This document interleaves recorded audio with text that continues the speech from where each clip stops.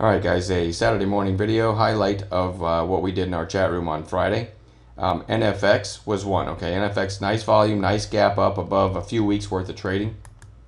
Switched to 5-minute candles. Now I didn't even see this until it looked like this, okay? So this wasn't something that I had on watch, and I'll show you the other things we did have on watch in a little bit, but I like the fact that it was breaking out of that range I just showed you on the daily. I like the fact that it had strong volume, and the early high was 28.97.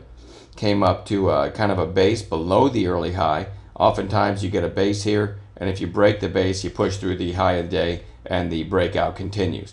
Another thing I liked, sellers came in here, this red candle, which had a high of 28.85.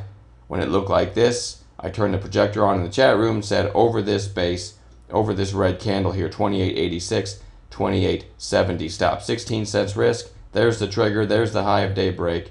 And from 28.86, it makes it to 29.80. So a 94-cent move in our favor on 16 cents risk.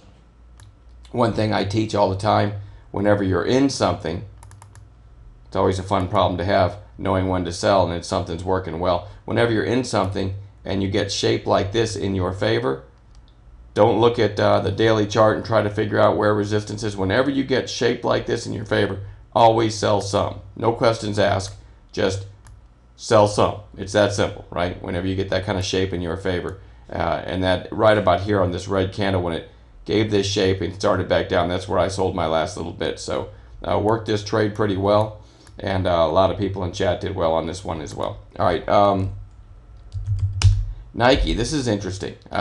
NKE, you know, everybody saw the big gap down. Could have tried to bottom feed here, but I really didn't look at Nike until I saw it hit new highs for the day. Probably a lot of good trades in here, but also I was just off doing other things. Now the interesting thing about Nike here is that you really didn't have to try to bottom feed, and you didn't really have to mess with this base and try to play a little base breakout, and then it comes back down, and then you get the red candle. I mean, there's a lot of opportunities to potentially lose money on this during the what I call the intraday chop, right? So what happens, a very low risk way to play this is the early high here was 88.35. Big gap down. If this breaks that high, you're probably going to get some upside momentum, right? Especially since it broke it in the afternoon. So you got a big battle going on for hours, and then you get the high of day break. So I didn't even look at Nike really until it broke the high of the day. Broke it by a nickel, went to 88.40. Sellers came in, kind of like that NFX idea I showed you, only on a gap down instead of a gap up. Sellers come in here. If these sellers fail, this bar had a 90 or 88, basically an 88.29 high. So we turned on the projector, said over this red candle, this could have some more upside, and your stop could go below this red candle. Pretty simple, right? Broke the high of the day, so anyone who shorted it and who is riding this short, or trying to ride this short, right? Thinking Nike's going to zero that day. Now that it broke the high of the day, they're kind of a little more nervous than they were. So sellers come in here.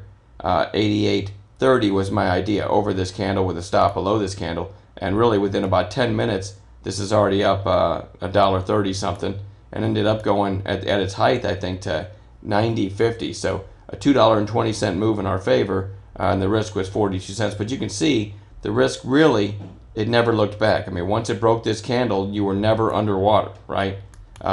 Till obviously later in the day. But nice pop right here to sell into. And immediate feedback. I love stocks that the entry gives you immediate feedback. Now let's talk about US Steel, the letter X. Very nice run for 2 days on the daily, okay? And then today, or sorry, Saturday morning, Friday, gaps above this range it's been in. Now, that's not a good time to chase.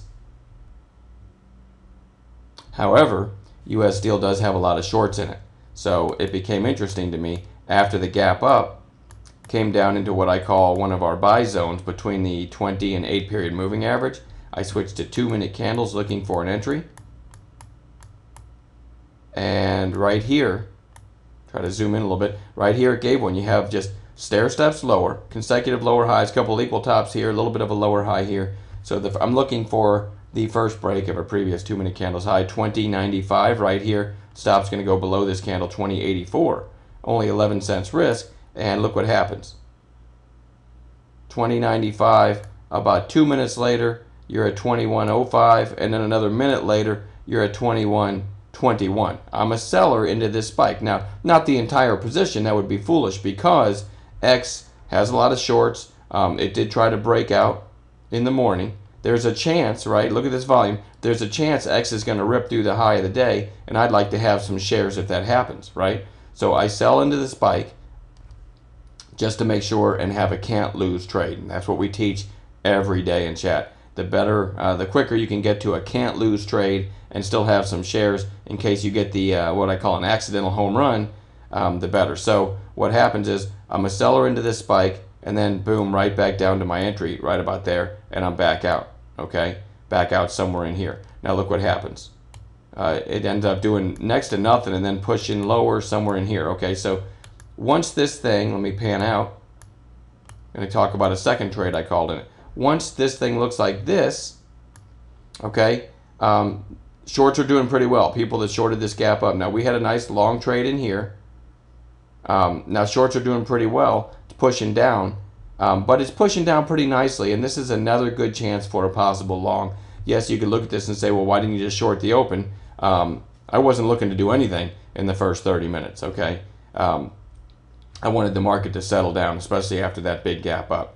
So, since I didn't short it, and I didn't short this breakdown here, I'm thinking long again, okay? I'm thinking counter trend because shorts are doing pretty well, but there's a good chance it's going to bounce. Again, switch to 2-minute candles. Look how clean this is. When I say clean, I mean just stair steps, right? That you could draw an angled line and just connect the tops of the candles. Turned on the projector, said I liked X on 2s long again. In other words, the first break of a previous 2's high.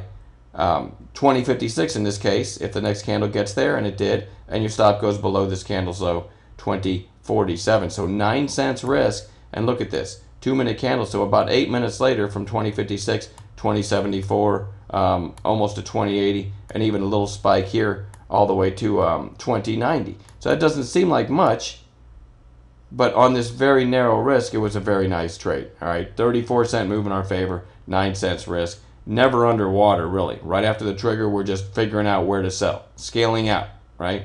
And then it rolled over, but that's okay. We had a nice secondary trade in X. Las Vegas Sands I had on watch because it looked like a double bottom on the daily, and then the gap up. I thought this might be a good candidate for some short covering, and didn't even mention it until right here. You had a nice gap up, nice bounce off the 8-period moving average. Sellers came in, just like the other 2 trades I talked about. If these sellers fail, could be a good long. In other words, over this red candle, 43.57, 43.36 stop. And look what happened. There's the trigger, and from 43.57 pretty quickly to 44.05. Look at that. And again, another one. Once it triggered, was really never underwater. So another easy trade. There's the highlights from the day. We did have some other small gains. URI. I did mention earlier I liked the volume on the gap up. I like this pullback to this area. Actually projected this on 2-minute candles. And the only reason I talked myself out of this trade was because I was watching level 2 and it had 7, 8, 9 cent spreads. And I thought, you know what, I'm not going to endanger myself or you guys with it. But anyone that wanted to consider it, URI on 2s, somewhere around 33.75, a pretty quick move to 34.15. So that would have been a trade. But again, I didn't like the spreads on it. Looking at my notes here, that is about it from the day. A couple flat trades. I think that's it. So have a great rest of your weekend. A very nice day on Friday. If there's any lesson to be learned from this video, hopefully I can pass along some lessons. You did not have to chase the gap up. You did not have to buy the open on the SPY. And if you did, you probably sold it down here only to watch it run, okay?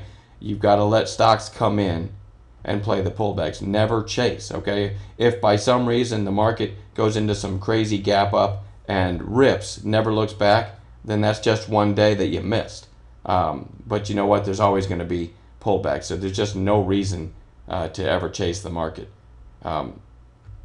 Try to be reasonable when you watch something. Don't ever, if you feel your emotions getting ahead of you and you just want to get in something, stop yourself, take a walk, whatever you got to do. But always be patient. Let the setups form. All right. Have a great weekend, and we'll talk to you guys Monday.